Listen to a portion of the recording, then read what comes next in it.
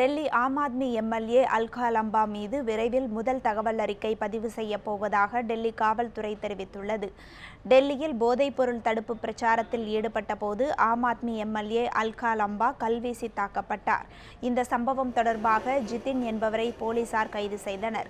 சம்பவம் நடைபெற்ற பகுதியில் உள்ள இனிப்பு கடையில் வேலை செய்யும் ஒருவர் இந்த செயலில் ஈடுபட்டதாக புகார் தெரிவிக்கப்பட்டது. அந்த இனிப்பு கடை விஸ்வாஸ் நகர் பகுதியில் பாஜக எம்எல்ஏ ஓம் பிரகாஷ் சர்மாவுக்கு சொந்தமானது என்றும் கூறப்படுகிறது. டெல்லி காவல்துறைக்கு இன்று கிடைத்துள்ள சிசிடிவி பதிவில் அல்கா லம்பா தனது ஆதரவாளர்களுடன் சென்று இனிப்பு கடையில் உள்ள பில்லிங் இயந்திரம் உள்ளிட்டவற்றை சேதப்படுத்தியது, கடை முன் கலாட்டா செய்தது போன்ற காட்சிகள் இடம்பெற்றுள்ளன.